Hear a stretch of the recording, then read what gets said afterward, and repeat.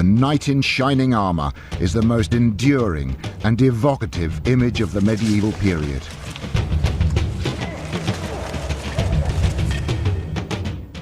His armour is a vibrant reminder of an age when warriors were encased in steel, and the man himself became the weapon.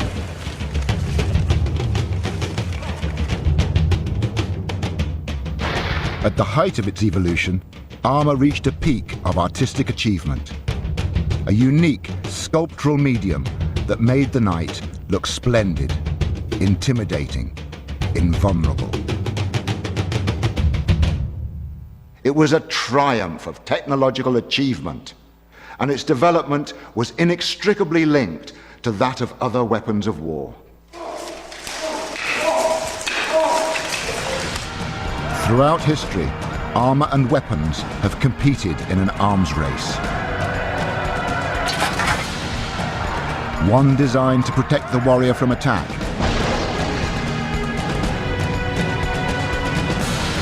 the other intent on his destruction.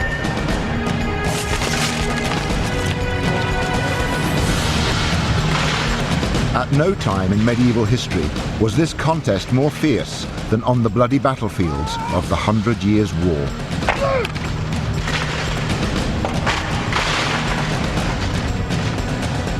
For almost a century, English archers reigned supreme. Their arrow storms decimating the enemy, wiping out wave after wave of French cavalry. The quest was on to make the knight wholly invulnerable. And in 1424, outside the little French town of Verneuil, the English archers got a terrible shock. Here, they encountered a cavalry force whose armour was of such quality that it rendered their bows impotent. It was arrow-proof.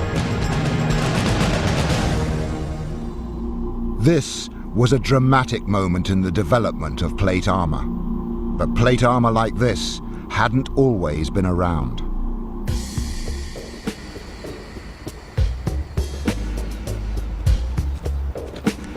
For almost 2,000 years, warriors had protected themselves with armours made from small iron rings.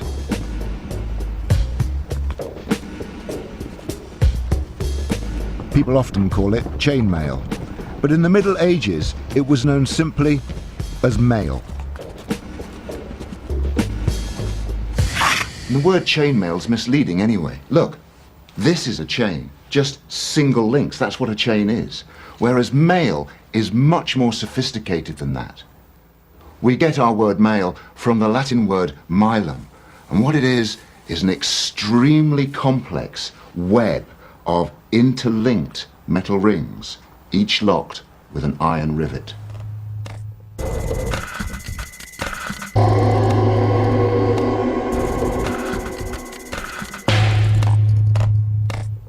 The Bayeux tapestry shows mail as the universal armour for warriors on both sides.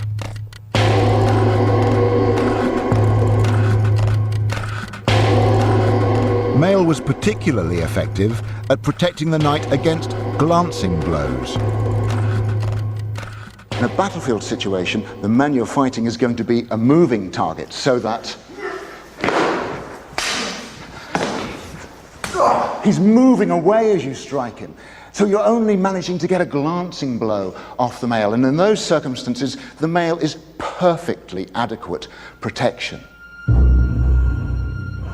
In order to defeat mail, the attacker had to deliver an extremely heavy blow. We need to place heavy blows judiciously. We don't want to expend all our energy with every single move that we make. We will tire far too quickly. So for instance, if I strike at Marcello and he moves away, then I've wasted a lot of energy there. I've missed him, I've become vulnerable. I need to make sure that my heavy blows can have effect, so that if he comes at me, then now I can get it, because I disabled him for a moment. This is the blow that counts, and I can crack that down onto his back with full force. Whether the male fails or not is not the central question. Here, putting a full body whack into him there, the shock is going to transmit through to the body, and I'm going to disable his fighting capacity. Male was relatively lightweight and flexible, an ideal defense for a mobile knight.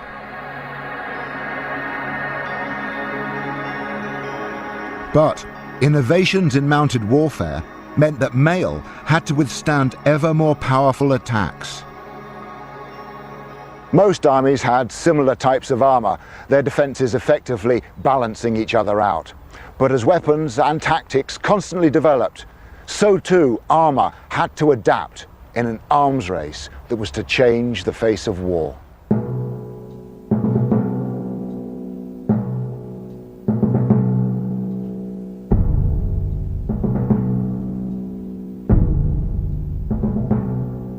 In the 12th century, there was a revolution in military tactics.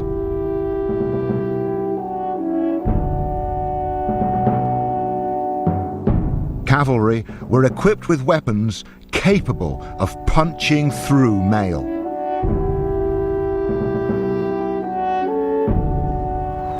From the 12th century, the mounted knight became a force to be reckoned with. His weapon of first attack was the lance, capable of delivering tremendous impact. Against it, the male of the early medieval period stood little chance. In order for the soldier to survive, armour simply had to evolve. Armourers had lost ground in the medieval arms race, but not for long. A technological breakthrough would eventually shift the balance of power.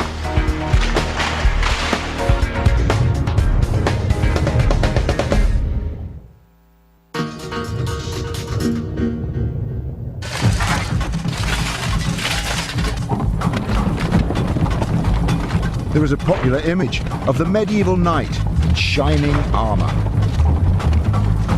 But most medieval armours we see today are actually from the twilight of the period, the late 15th century.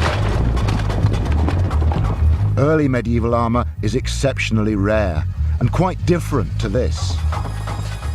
And without the surviving examples, we have to search for hidden clues.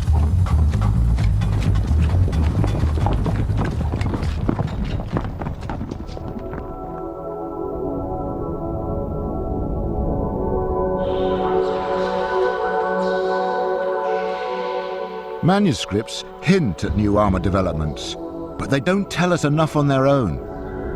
Fortunately, our medieval forebears also left us an astonishingly accurate image of their world, carved in stone. One of the most important pieces of evidence that we have for the development of early armour after the age of mail is this chap here. He dates from about 1230 and he lies in Pershaw Abbey in Worcestershire. Now, as you can see, he is largely covered with mail. But here's the important clue. If you look here, under his cloth surcoat and over his mail, we can see at the side these straps. And they indicate that he's wearing a solid body defense. The details on this tomb effigy suggest that the knight is wearing what was called a coat of plates. Now, no coat of plates has ever been found archaeologically in England, although some have been found in Scandinavia, so we've got an idea what they may have looked like. And they looked something like this. They're covered with a fabric covering which anchors the plates together.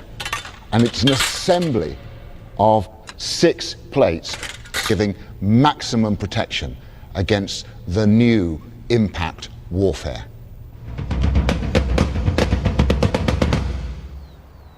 But just how effective would this defense have been when faced by a lance, driven home at full speed?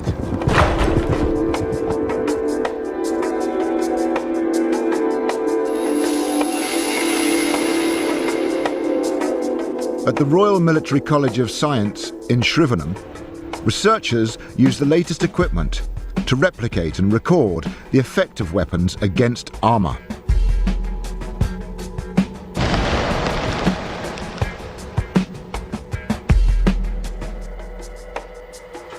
I'm going to test our coat of plates against a high-velocity lance strike, equivalent to a knight charging on horseback. The armour is backed by a layer of mail and a padded cotton coat, known as an accaton, which gives additional protection and shock absorption.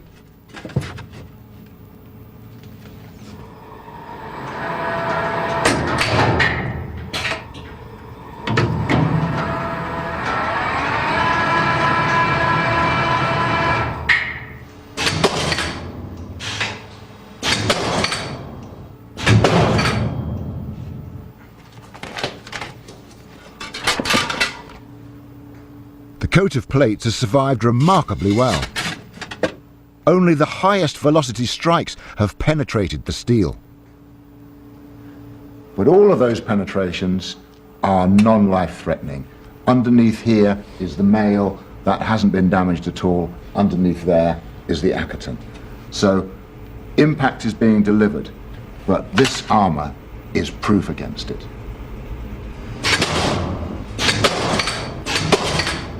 The armoured knight had regained the initiative in the arms race. And over the next 100 years, he would be armed with increasingly sophisticated defences.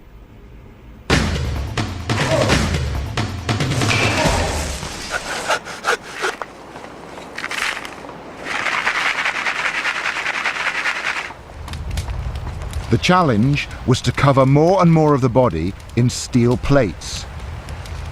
The problem was that early processes of iron production only yielded small blocks, which in turn were hammered into small plates. The great breakthrough came in the 14th century. They mastered the technique of temperature control, which had been an inherent problem in the running of larger furnaces. Now, larger furnaces meant larger plates. This was a seismic change that led to a unique European achievement, an exoskeleton of full plate armour.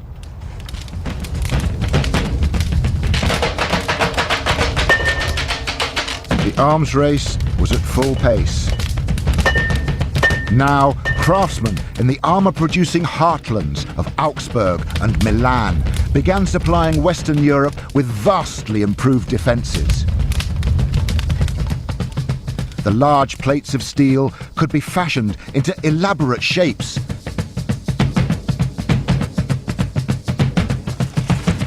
For the first time, anywhere in the world, the human body could be encased in steel from head to toe. And the sight and sound of the medieval battlefield was forever changed. The knight was not a self-sufficient warrior. He needed tremendous logistical resources to put him in the field. Not least of all, he couldn't even put his armour on his own. He needed his squire. And so, Richard, if you could help me arm. There's a manuscript, a 15th century manuscript, which tells us the order in which these things go on, and we start with the feet.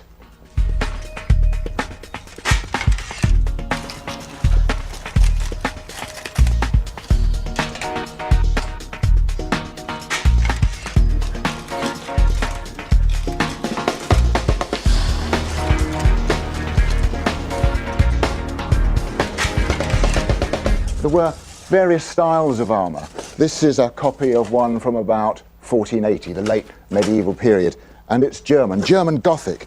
And you can see how it sort of echoes Gothic arches in churches with these glorious fluted lines here. If you pop that on my back. The other main style of armour was Italian, and this was much less fussy, much plainer, with smooth surfaces, nonetheless tremendously elegant. And it was really a fashion preference, a style preference, as to whether a knight went for the Gothic style or the Italian style.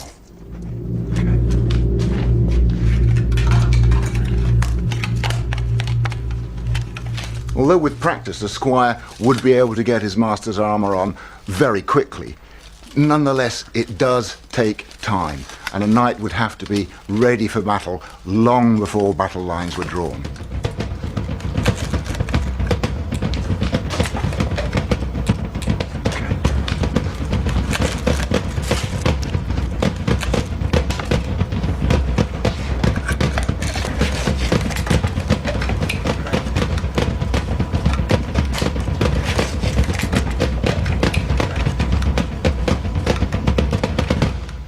So now I'm fully armed.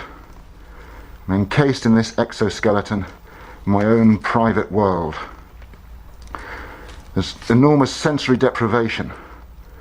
My vision is impaired.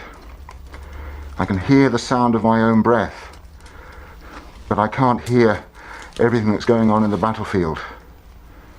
It's quite claustrophobic. My breathing is impaired, and yet I feel safe.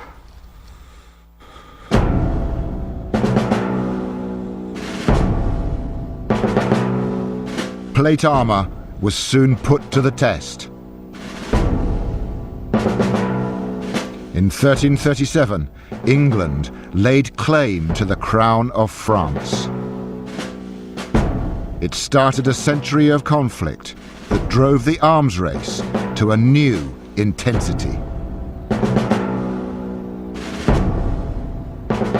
When you think of the 100 Years' War, you tend to think of three famous battles: of Edward III at Crécy, of Henry V against incredible odds at Agincourt, or Joan of Arc at the Siege of Orléans. But today, I've come here to the little market town of Verneuil in northern France in search of another great battle, much less written about, but a battle of epic proportions, an extraordinary battle, and a battle in which the crash of armour played a crucial role.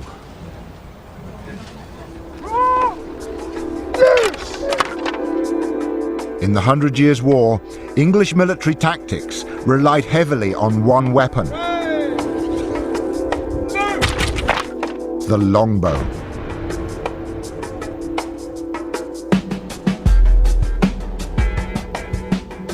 A well-trained archer could shoot up to 18 arrows per minute. And when deployed in their thousands, longbowmen could decimate opposing forces of cavalry and infantry.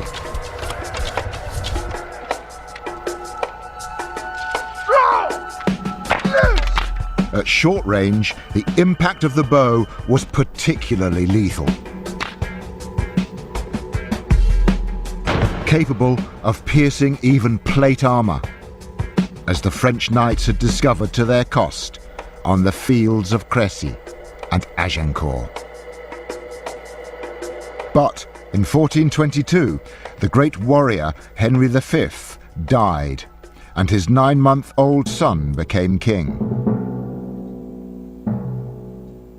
Henry V's younger brother, the war veteran John of Bedford, took charge of his possessions in France. Sensing an opportunity to recover lost lands, the French challenged him to battle at Ivry, 50 miles north of Verneuil. The English army was ready for the fight. Their armour donned, their swords sharpened, and arrows prepared in their thousands. But their enemy didn't make it to Ivry. They changed direction and headed south to Verneuil, where they rendezvoused with massive reinforcements. French commanders had long relied on the cavalry charge. But the deadly power of the longbow, particularly when shot within a 20-meter killing zone, made knights and horses highly vulnerable. What the French needed was an invincible cavalry force. So they hired 2,000 Italian mercenaries, equipped in the very latest armour technology. The best impression we can get of the sort of armour they were wearing at Verneuil is a rare example in the Kelvin Grove Museum in Glasgow. Here, Tobias Capwell looks after the Avant Armour. It is the oldest surviving, near-complete Italian armour anywhere in the world.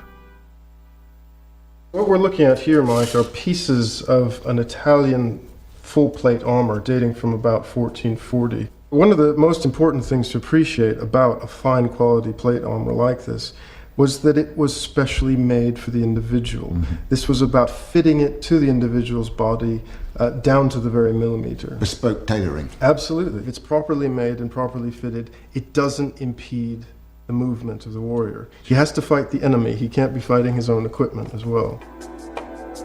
This is the only surviving image of the Italian cavalry dispatched to Verneuil. It's from about 50 years after the battle, and so the artist has represented the armour of his own day. Even so, it's a stirring image of massed ranks of mounted knights, each in their custom-built armours. Perhaps the most essential piece of a knight's armour is his helmet. And at the Wallace Collection in central London, there is a very rare example from the best workshops of Milan. It's kept in the care of curator David Edge. We have here a very fine Italian bassinet, made in about 1390, 1400, but I think perfectly usable, carrying on being used on the field of battle into the 1430s and 1440s. Camail of mail to protect the neck and shoulders. Which is exactly the sort that might have been used at Verneuil. Oh, yes. Because it's perfect for going into arrow storms. With this steep snout, arrows would glance off here. But it does give me limitations in vision. Again, it's added protection, but because the sights are brought forward, so there's no risk of an arrow, even if it jammed there, it wouldn't quite reach the eyeball, it does limit my vision. So if I was to put my hand here, I would perceive movement that far out.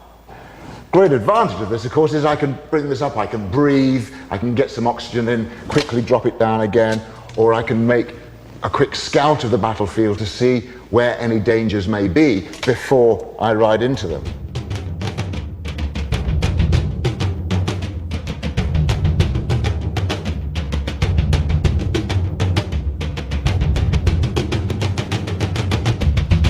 Whatever the particular design of a helm, the key issue is the trade-off between protection and vision. When walking into an arrow storm or against the couched lances of mounted knights, I would certainly keep my visor down, giving me maximum protection, even though I've got slightly limited vision.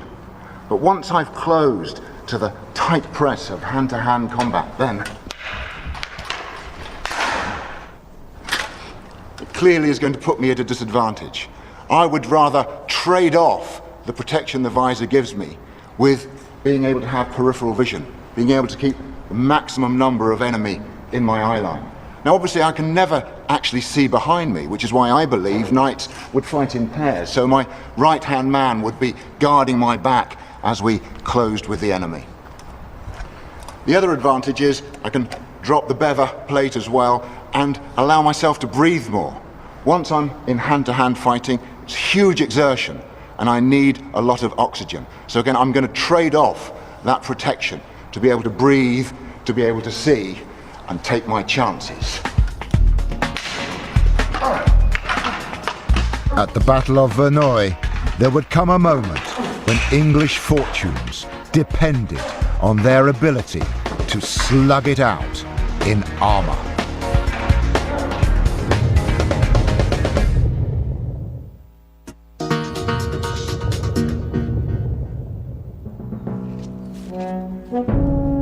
In the summer of 1424, a force of 8,000 English soldiers marched towards the town of Verneuil in preparation for battle. They were confident of victory, their archers highly trained and capable of taking on any army, or so they thought. But the English military commander, John of Bedford, knew nothing of an elite force of cavalry also making its way towards the battlefield. Bedford scouts had reported that the French army had assembled on the plain outside Verneuil. But nothing the scouts had told them could prepare the English for the sight that they were to behold as they emerged from these woods.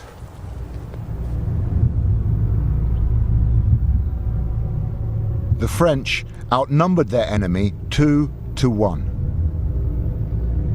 And in their vanguard was a massive force of Italian cavalry. Dr. Michael Jones is an historian and expert on the Battle of Verneuil. So, Mike, here we are, pretty much where the English would have come out of these woods on the English lines. What would they have seen out there? A quite terrifying sight. Some 2,000 massed cavalry drawn up in front of the main French position. And suddenly, the English soldiers would have realized what was going to happen next. This force was going to come straight at them. This was the ideal terrain for a cavalry charge. A wide, open plateau, baked hard in the summer heat. The French forces are readying themselves for the charge. A line of archers would have been pulled across the main English position. These men would have hurriedly started to hammer their stakes into the ground, but it was August. The ground was hard. Their stakes would have made little impact. It was a flimsy defense line at best. And as they were hammering away, the cavalry, moving forward with all that weight of armor, would have started to shake the very earth as they gathered momentum.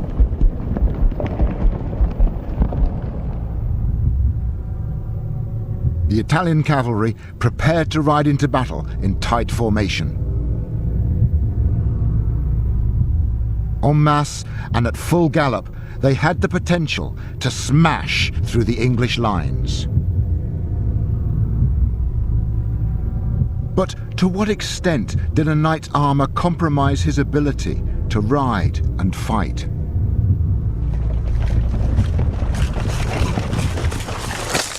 Weight is certainly an issue with armour, but it's by no means as debilitating as people often think.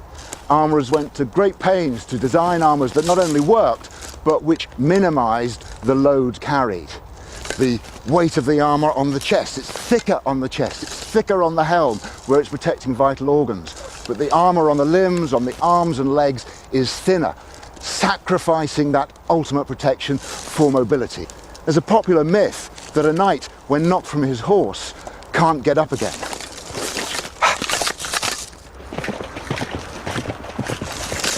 Ha!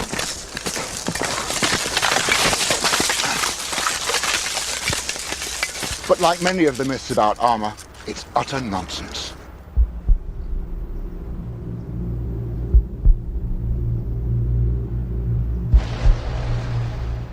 Full Milanese armour weighed under 80 pounds, just half that carried by the modern, fully equipped Marine.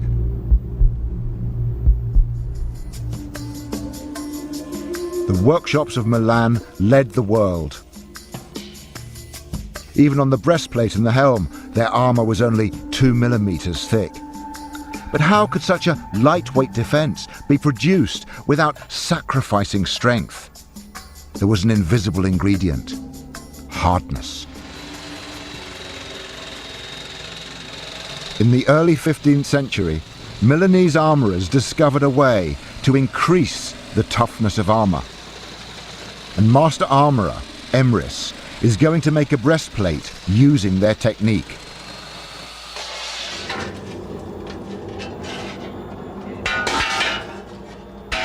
The secret of an armour's strength is not only in its curved surfaces, which are shaped to deflect attack and give added structural rigidity.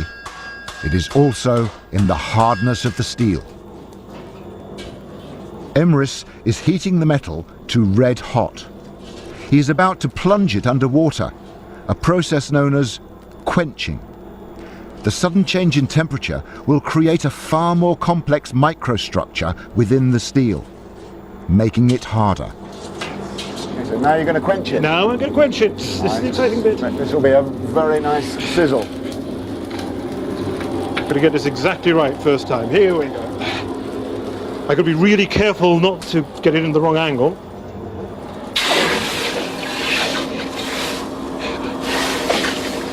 This cold plunge has transformed the properties of the steel. So it's now very hard, but very brittle. It's very brittle. This is hard as glass at this stage. If I dropped it, it would shatter right now. So what needs to happen, it needs to be tempered, which retains the hardness, but makes it softer. That's exactly right, yeah. The breastplate must be reheated to make it more resilient. But judging the correct temperature is problematic. Medieval armourers did not have thermometers, so they studied the changing colour of the steel in order to gauge the degree of heat. And what I've got to do now, and this is the most crucial part, I've got to get the colour absolutely right. I'm looking for a particular blue which will tell me when it's softened up to just the right degree. And this resets the metal.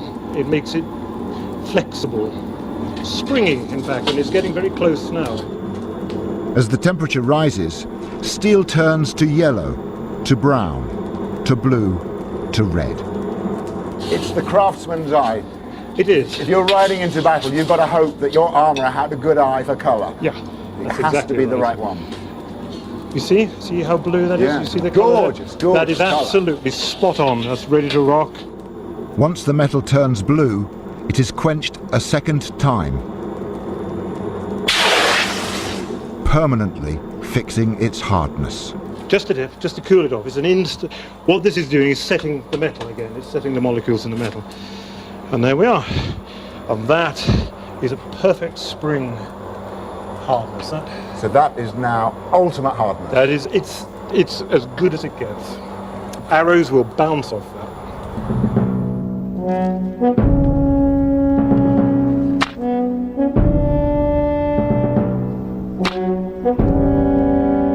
At Verneuil, the Duke of Bedford deployed 2,000 archers to resist the impending cavalry charge.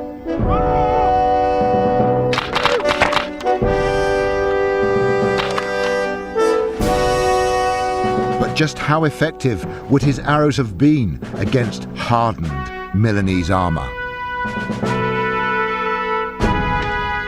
At the Royal Military College of Science, we put our breastplate to the test.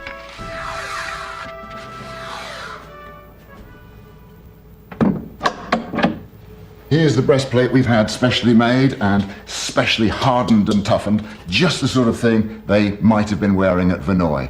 So let's see how this will stand up to the power of the longbow.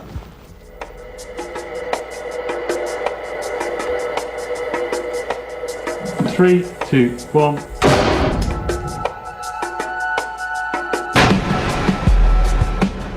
The breastplate has been struck at 140 miles an hour to replicate an archer shooting within the killing zone, just 20 meters away. Goodness, look at this. There is some penetration. Look at that. See the hole, it's penetrated, it's gone through. But look what it's done to the arrowhead. Absolutely flattened it. That's absolutely blunt. But what of the padded coat underneath? I don't think there's a mark on here at all. The man hasn't even received a scratch. If you were an archer at Verneuil, and you would see the arrows sticking out of the Lombard breastplates, but the men still sitting tall in the saddle, it would have made your blood run cold.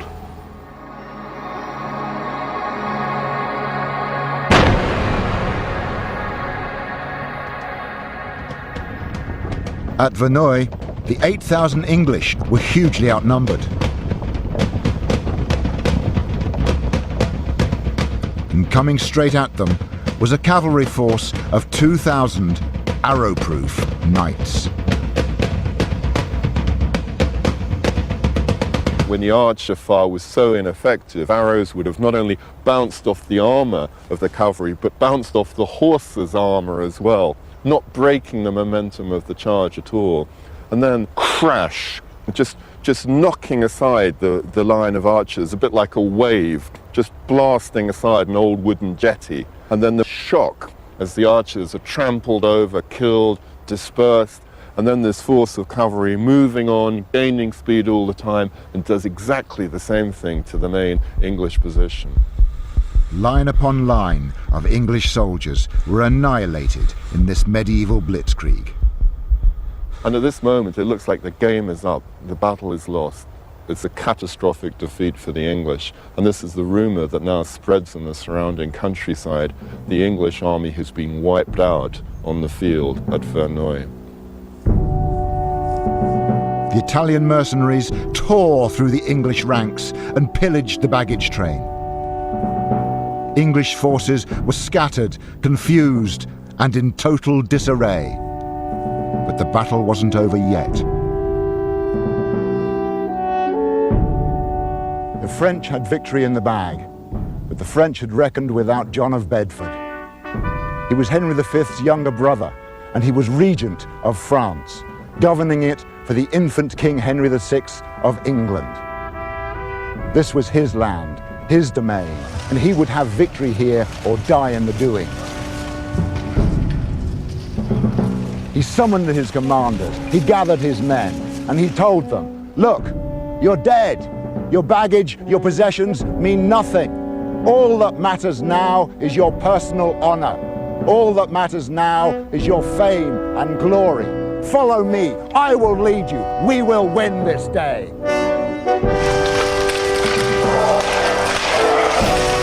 And with that, Bedford turned and led his knights into a bitter hand-to-hand struggle.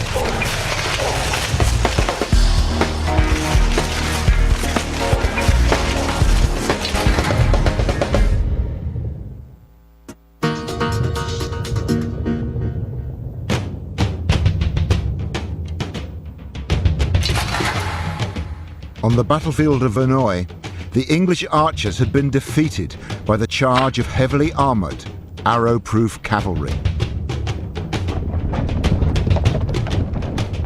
But the English rallied under John of Bedford to engage in desperate hand-to-hand combat with the main body of the French knights, a grinding, battering maul.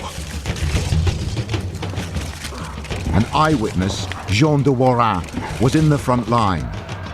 The blood of the dead spread upon the ground. The two armies fought with all their might, and no one could tell who was winning. In this fierce and bloody warfare, the men in armour were not wholly invulnerable. There were weapons designed specifically to defeat armour. And in the vaults of the Burrell collection in Glasgow, there are some rare original pieces from the time of the 100 Years' War. They are looked after by curator Tobias Capwell. Just look at this poleaxe, that is absolute beauty. This is really one of the classic late medieval knightly weapons, and the late medieval part of it's quite important because these don't really appear until the development of full plate armor, and you can see that they're designed specifically to counter that sort of defense. You have the beak on one side for crushing or puncturing armor. You have a top spike which has a very stiff rectangular cross section, and a blade for more general purposes. But this is another type of 15th century concussion weapon. It's a flanged mace dating from about 1450. It's fantastically elegant, isn't it? Yes. It's not particularly large or heavy or clunky. It's a small, fast, elegant weapon, as you say. But what they do is they focus the energy onto a very small area, and conducting the force of a blow straight through a particular area of the opponent's body. But of course the other way of defeating armour is having hit them on the head when the knight's down to actually deliver the coup de grace.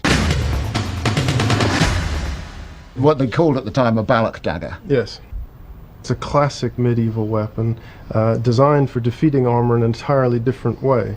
Notice, unlike a normal dagger or a normal knife, it doesn't actually have any cutting edges at all. It has a very rectangular cross-section. It's essentially a spike on a stick, and it's purely for punching through armor or punching through the gaps in armor.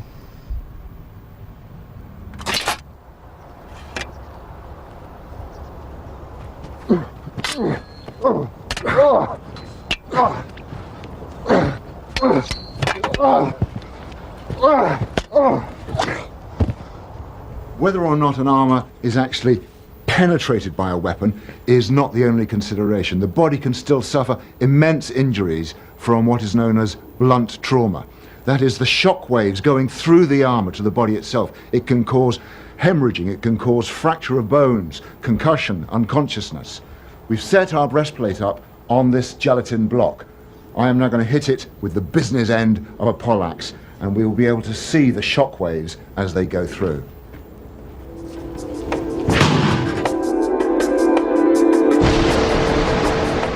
So our breastplate remains structurally intact. But the man inside may have been seriously injured by violent shock waves running through his torso.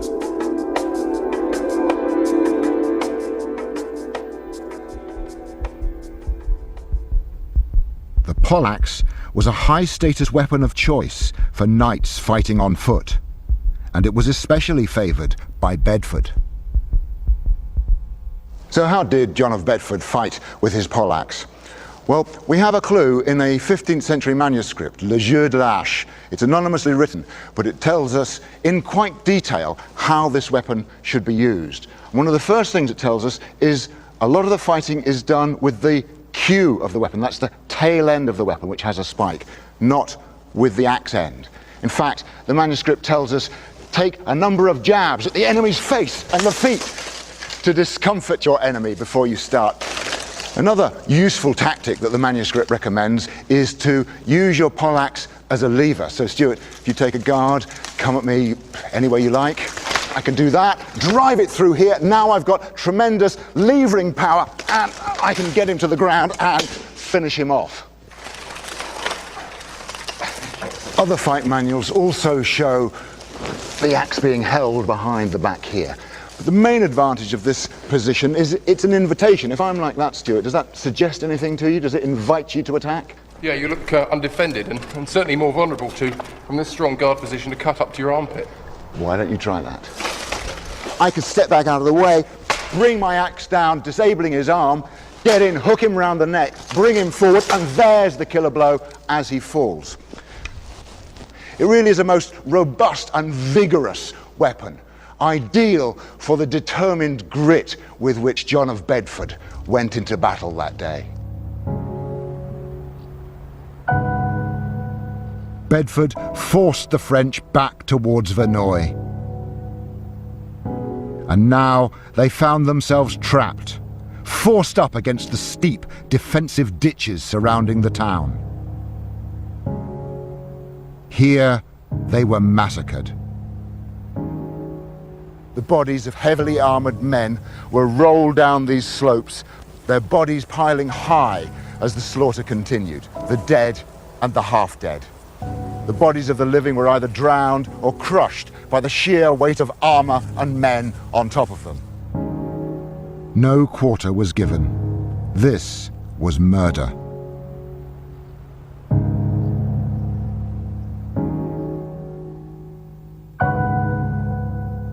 The Italian cavalry returned from their pillaging to find the battle over. Despite his opponent's superior numbers and their cutting-edge armour, Bedford's men had won the day. No armour is proof against an unbreakable will. And at Verneuil, Bedford's fighting prowess had prevailed against overwhelming odds. His enemy was vanquished, and his king, Henry VI of England, was now also crowned King of France, the first and only monarch to rule both kingdoms.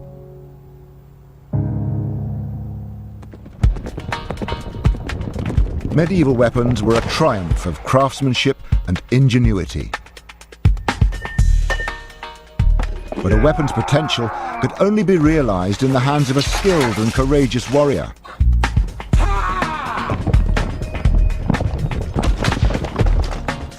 Mastering the art of arms took years of dedicated training. It was at the center of a martial culture that dominated medieval Britain. A culture that carved out our history on the battlefield and paid for it with the lives of the archer, the knight, and the foot soldier.